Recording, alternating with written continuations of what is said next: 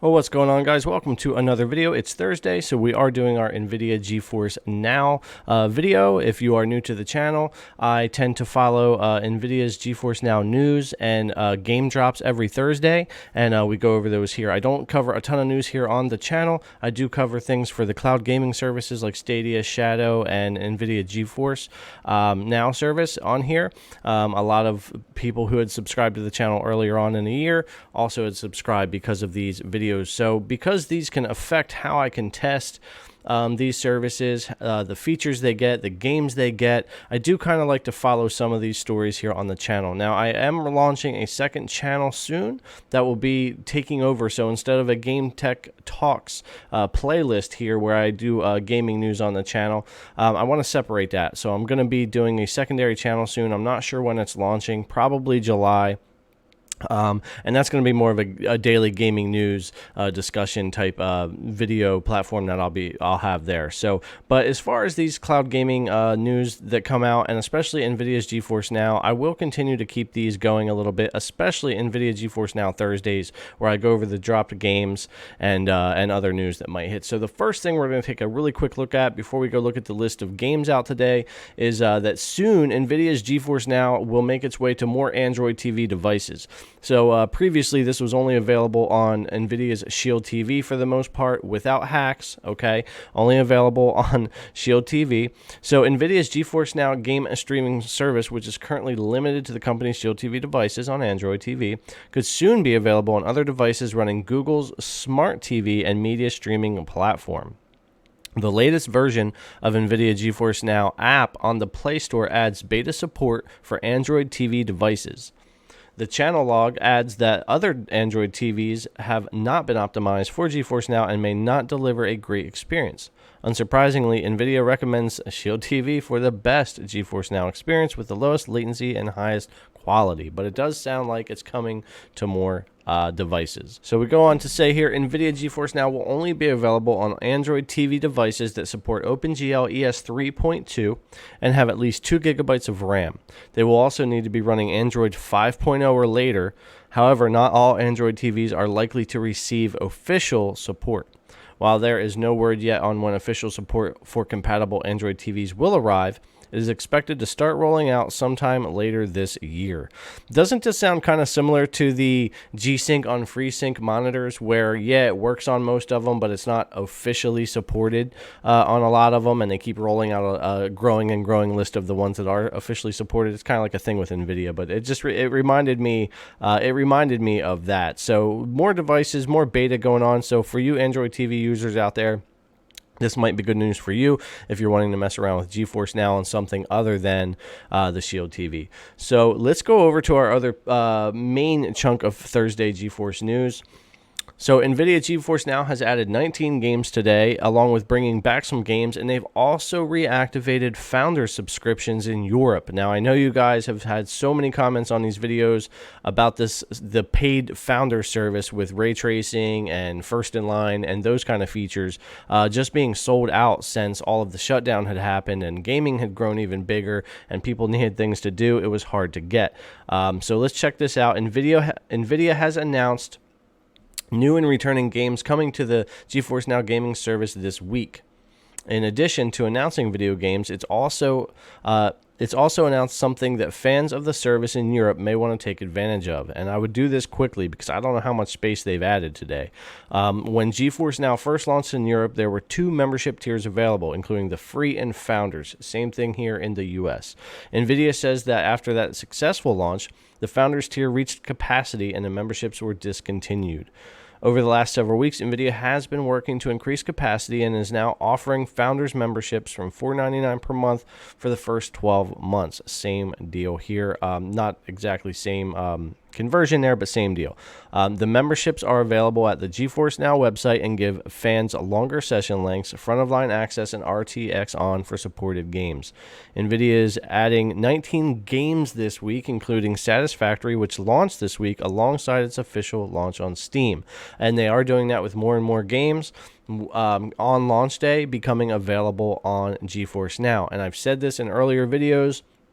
And I'll say it again, I think that Cyberpunk 2077 with ray tracing being available to play on GeForce Now on its launch day is going to be a pretty big deal. It's not going to be a game for everybody, and I know a lot of people would like to see things like Warzone and whatnot come back, and that would be great. But just something tells me that that game's going to look gorgeous with ray tracing, and that being able to purchase that on PC and play it on GeForce Now on launch day with ray tracing at 1080p 60 for a lot of people could be quite a good selling point, especially when you consider that's either $5 a month for the just get in or the first 12 months, or $10 a month after that. That's really cheap and then even if you bought the game, that's really cheap to play Cyberpunk 2077 with ray tracing and not having to have a PC. And remember, if you're going to play Cyberpunk 2077 on a console, as of right now anyway, the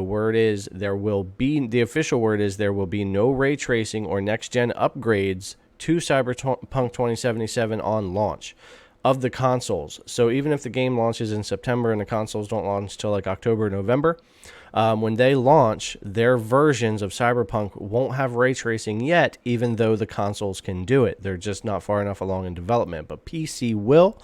That means GeForce Now will. Higher tiers of Shadow PC that have ray tracing will.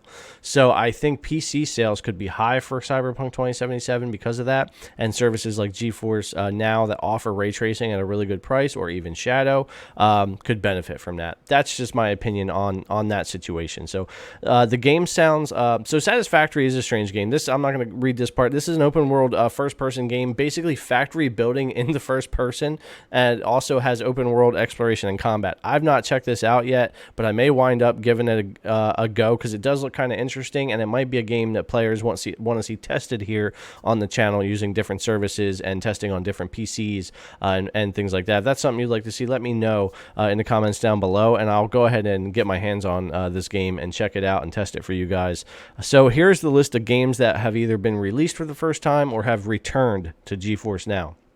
So, of course, day and date release with Steam, Satisfactory, which was available 3 days ago. Black Squad is a returning game. Farm Together, a returning game. Minion Masters returning. Scum returning. Terminator Resistance returning. Zera Survival is returning. Anno 2070 from Uplay is added. Cloudpunk. Far Cry 5 from Epic. Far Cry 4 from Epic. And Far Cry 5 from Epic. Left 4 Dead. Rayman Legends, Epic and Uplay. And they had given that game away for free, so I mean, most likely you own it. Rules of Survival.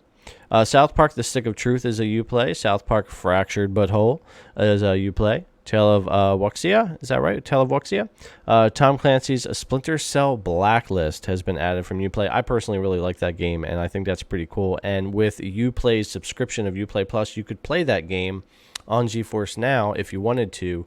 You don't have to buy it if you have that subscription. But so Totally Reliable Delivery Service is another one that's been thrown on there. That is our list of 19 games, both new and returning. Now, another cool piece of news here, I think it's only available on one title so far, but they have added, just like you have if you have an Nvidia GPU on your PC, they've added Nvidia Highlights feature.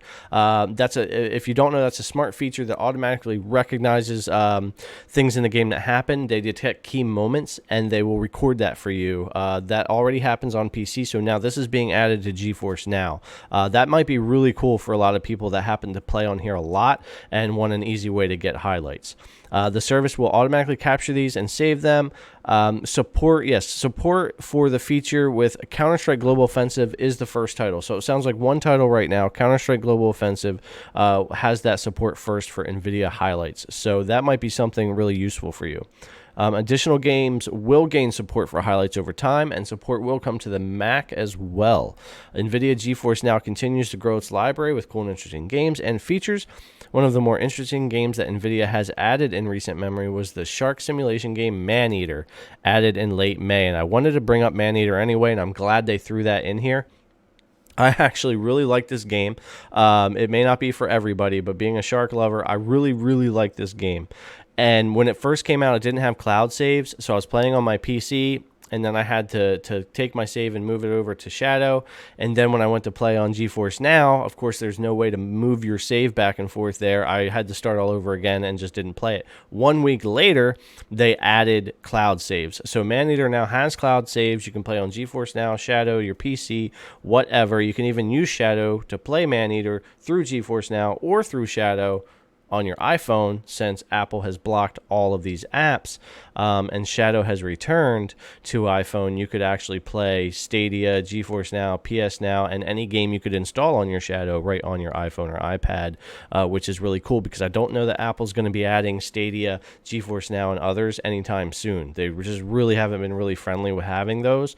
So the fact that Shadow was able to get around that because it's a cloud PC and still now be on iPhone and iPad, it's really cool, and it works really well. I've been able to play Red Dead Redemption, Call of Duty, Maneater. I've been able to experiment with GeForce Now and Stadia and PS Now through my iPhone. I've been able to play Spider-Man 3 a little bit quirkier because I had to use the software to get the Xbox controller to work and all that. I prefer using the PlayStation controller on my PC to do PS Now, but it all worked great. So pretty cool workaround there. All right, so that's just about going to do it for our GeForce Now Thursday news and new games. I really appreciate you coming to check out the video. Please click that subscribe button if you haven't already. Ring the notification bell so you know when I drop new videos. Give this video a thumbs up if you would, and leave me your comment down below. All those things help out the channel a lot, and I really appreciate it. Again, thanks for coming to check out the video. I hope you enjoyed it, and I'll catch you in the next one.